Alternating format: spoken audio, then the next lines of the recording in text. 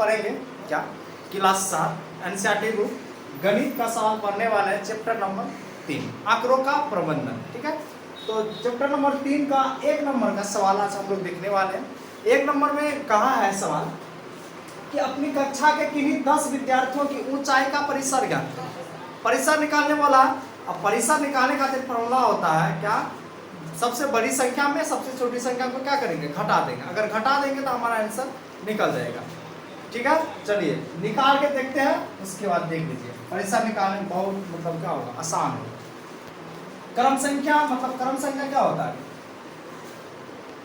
गिनती 1 2 3, 10 विद्यार्थी तो 10 तो दे देते हैं, 1 2 3 4 5 6 7 8 9 10। ठीक है, अब यहाँ पे लिखना है विद्यार्थियों का नाम, जो विद्यार्थी है, जैसे विनोद, ठीक है, उसके बाद राहुल, प्रकाश,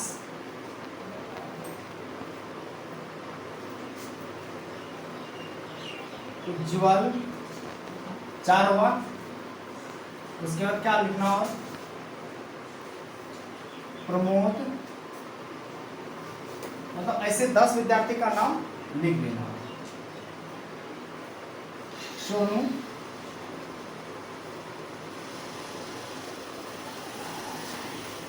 लव, कितना हुआ, 1 2 3 4 5 6 7, और लिखना है 3 विद्यार्थी का। ठीक है, अब 3 विद्यार्थी का नाम और कुछ भी लिख सकते हैं, मोहन, मदन, और एक विद्यार्थी है, और एक विद्यार्थी का नाम लिख लेते हैं, क्या लिखे, ओम।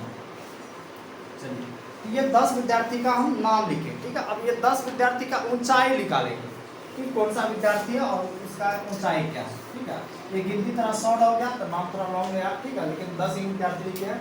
अब सबका हम क्या लिखेंगे, ऊंचाई लिखेंगे।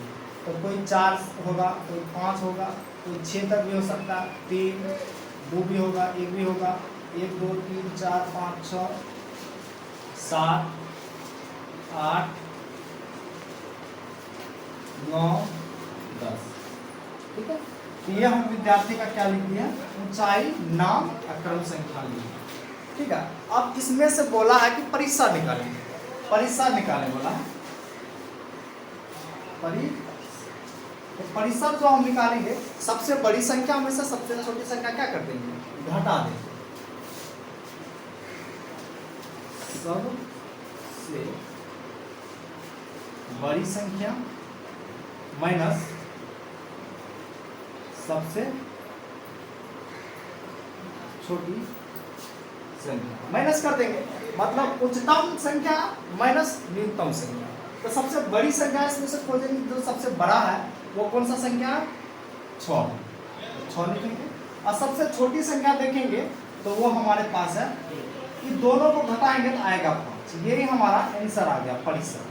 ठीक है, तो सबसे बड़ी संख्या से सबसे छोटी संख्या घटा देंगे तो परिसर। इतना सारा संख्या उससे हमको मतलब नहीं, इसमें खोजना कि जो सबसे ज्यादा है, ज्यादा क्या, सबसे बड़ी संख्या और सबसे छोटी संख्या क्या है। इसमें से हम देखें तो सबसे बड़ा है 6 और सबसे छोटा देखें तो 1। ठीक है, तो वही दोनों को घटा दिए हैं बस। ये मान आप लोग भी मतलब अपने तरीके से रख सकते हैं, क्योंकि कहा है अपने कक्षा की विद्यार्थी संख्या, अपना कक्षा जो विद्यार्थी उसका नाम लिख के, उसका ऊंचाई लिख के, उसके परिसर निकाल सकते हैं। ठीक है, ये हो गया 1 नंबर का सवाल। क्वेश्चन नंबर 2 देखने वाले। 2 नंबर का जो सवाल लेके रखा है, कहा कि कक्षा के एक मूल्यांकन में प्राप्त किए गए निम्नलिखित अंकों का अंक दे के रखा, यहाँ से यहाँ तक जो दे के रखा है, क्या क्या है, 4 6 7 5 3 5 4 5 2 6 2 5 1 9 6 5 8 4 6 7, मतलब ये अंक दे के रखा। ठीक है, अब इसमें से ये भी 4 को हिसाब दे के रखा, मतलब 4 सवाल दे के रखा है कि पहला नंबर में कहा है कि सबसे बड़ा अंक कौन सा है। चलिए देखते हैं यहाँ पे सबसे बड़ा अंक कौन सा, हाथ दे के लिखते हैं। 1 नंबर में सबसे बड़ा अंक कौन सा है, यहाँ से यहाँ तक देखेंगे कौन सा संख्या सबसे बड़ा है। 4 6 7 5 3 5 4, ऐसे में से देखे हैं तो मतलब 9 ज़्यादा दिखाई दे रहा है ना। सबसे 4 से लगे 7 तक अगर इसको हम ढूंढेंगे इसमें से, तो सबसे अधिक संख्या मतलब बड़ा संख्या तो वो 9, 1 नंबर का क्या आ जाएगा 9 आएगा, सबसे बड़ा संख्या 9 आएगा, है ना।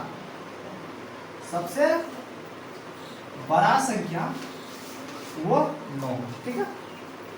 2 नंबर का सवाल में कहा है, यहीं पे बना दे 2 नंबर का सवाल में कहा कि सबसे छोटा अंक कौन सा। अब इसमें से देखेंगे सबसे छोटा संख्या जो है वो कौन है। सबसे छोटा संख्या ये 1 है, 1 से छोटा और कोई संख्या नहीं है, तो सबसे छोटा संख्या 1 है। सबसे छोटा संख्या 1, ठीक है। तो 2 तो बन के हमारा क्या हो गया, तैयार हो गया। अब 3 नंबर का सवाल देख रखा है। 3 नंबर में कहा कि इन आंकड़ों का परिसर क्या होगा। जो आंकड़ा देख रखा इसका परिसर क्या होगा। हम बताए थे कि परिसर जो निकालेंगे, परिसर निकालने खातिर क्या करेंगे, सबसे बड़ा संख्या में से बड़ा संख्या में सबसे छोटा संख्या क्या कर देंगे, घटा देंगे, माइनस सबसे छोटा संख्या, सबसे छोटा संख्या तो है, ठीक है। सबसे छोटा संख्या, सबसे बड़ा संख्या जो हमारा है वो 9 है, सबसे छोटा संख्या वो हमारा 1। अगर इन दोनों में घटाएंगे तो आएगा 8, तो परिसर हमारा निकल के आ गया 8, ठीक है। अब चौथा नंबर का दिया है कि अंकगणित माध्य ज्ञात कीजिए। अब ये जो ये दे के रखा है इसका माध्य निकालने वाला।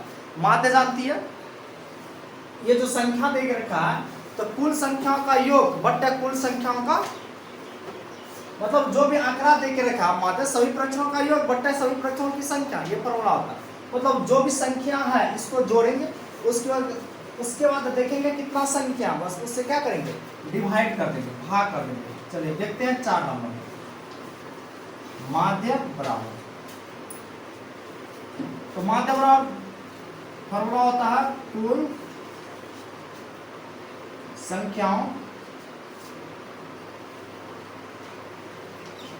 कुल अंकों का योग, कुल अंकों का योग बटा कुल अंकों की संख्या, कुल अंकों की संख्या या सभी परीक्षणों का योग। मतलब यहाँ पे जितना भी परीक्षण इसका योग करेंगे, सभी परीक्षणों की संख्या, जितना भी परीक्षण है वो संख्या गिन लेंगे कितना है, बस उससे हम क्या करेंगे, डिवाइड कर देंगे। चलिए माध्य में चलते हैं। तो जितना भी संख्या सबको हम करेंगे योग, देखते हैं 4 + 6 + 7 + 5 + 3 + 5 + उसके बाद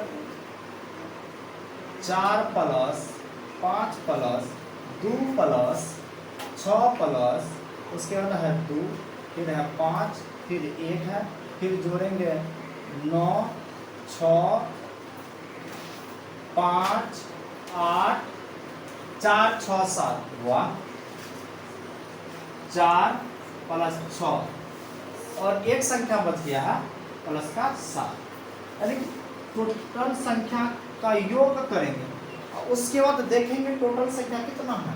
1 2 3 4 5 6 7 8 9 10 11 12 13 14 15 16 17 18 19 20। देख लेते हैं आप ये सर 1 2 3 4 5 6 7 8 9 10 11 12 13 14 15 16 17 18 19 20, ठीक है। तो 20 है। अब ऊपर जितना संख्या सबको जोड़ेंगे, तो जोड़ेंगे तो कितना आएगा, जोड़ने पर कितना आएगा बाबू, मां से बराबर, तो हमारा आएगा 100, ठीक है। अब कुल संख्या जो बट्टे का ये है 20। अब इसे हम भाग देंगे तो 20 × 5 100, यानी कि जो हमारा आंसर आएगा वो 5 आएगा, ठीक है। माध्य 5 आएगा। ये हमारा जो 2 नंबर सवाल था ये बन के तैयार हो गया, ठीक है। मतलब अगर सबसे बड़ी संख्या इसमें से देखेंगे, सबसे छोटी संख्या देखेंगे, उसका बोला परिसर निकालने, बताया परिसर निकालने खातिर बड़ी संख्या में से सबसे छोटी संख्या क्या कर देना, माइनस कर देना, जो घट के आएगा वही आंसर होगा। माध्य निकालने खातिर सभी परीक्षणों का योग बट्टा सभी परीक्षणों की संख्या या कुल अंकों का योग बट्टा कुल अंकों की संख्या, ऐसे भी बोल सकते हैं, ठीक है। ये हमारा माध्य बन के तैयार। सवाल का है कि प्रथम 5 पूर्ण संख्याओं का माध्य ज्ञात करें। चलिए तो प्रथम जो 5 पूर्ण संख्या लिखेंगे वो एक होगा 0, 1, 2, 3, 4, ये टोटल कितना है 5। अब इसका बोला है कि माध्य निकालें। चलिए माध्य बराबर फॉर्मूला बताए हैं, माध्य बराबर कुल अंकों का योग बटे कुल अंकों का संख्या, कुल अंकों का संख्या। अब कुल अंकों का योग देखेंगे तो 0 + 1 + 2 + 3 + 4। अब कुल अंकों की संख्या है ये 5। अगर हम इसको जोड़ेंगे तो 5 1 4 3 7, ठीक है, 7 2 9 9 1 10 आता है, 10। 0 में 10 जोड़ेंगे तो 10 से आएगा। अब बट्टे का है 5, तो 5 से 10 को भाग लेंगे तो आएगा 2, यानी कि माध्य हमारा निकल के आएगा बराबर, ये होगा हमारा, ठीक है 3 नंबर। तो अब हम लोग देखेंगे क्वेश्चन नंबर 4 में क्या दिया, देखिए ना क्या देके रखा। कहा कि एक क्रिकेट खिलाड़ी ने 8 पारियों में निम्नलिखित रन बनाए। ये देके रखा 8 पारियों में निम्नलिखित रन देके रखा 58 76 40 35 46 50 0 100, ठीक है। अब इसमें से कहा कि उसका माध्य स्कोर क्या है या रन ज्ञात करें।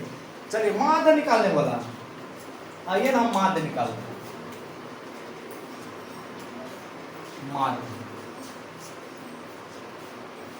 माध्य बराबर फॉर्मूला हम बताए, ठीक है, फिर से लेकिन बोल देते हैं। कुल अंकों का योग, योग मतलब जोड़ होता है, उसके बाद कुल अंकों की संख्या, कुल अंकों की संख्या, तो कुल अंक जो है उसका योग करना आता है। चलिए योग करते हैं। 58 + 76 + 40 + 35 + 40 + 50 + 0 + 100, कुल अंकों का योग तो हो गया। अब कुल अंकों का संख्या देखेंगे, यहाँ पे कितना 1 2 3 4 5 6 7 8 8, यहाँ पे चेक कर लेते हैं 1 2 3 4 5 6 7 8 है संख्या, ठीक है। अब ये जो योग दे के रखा है इतना इतना, सबको हम क्या करेंगे योग करेंगे। तो योग करेंगे तो आएगा हमारे पास 400। अब बट्टे का 8, तो 8 5 40, एक 0 यानी कि 50 आ जाएगा। तो हमारा जो माध्य निकलेगा इसमें कितना आएगा 50। यही हमारा आंसर होगा 4 नंबर। 4 नंबर सवाल का आंसर ये होगा 50 माध्य, ठीक है।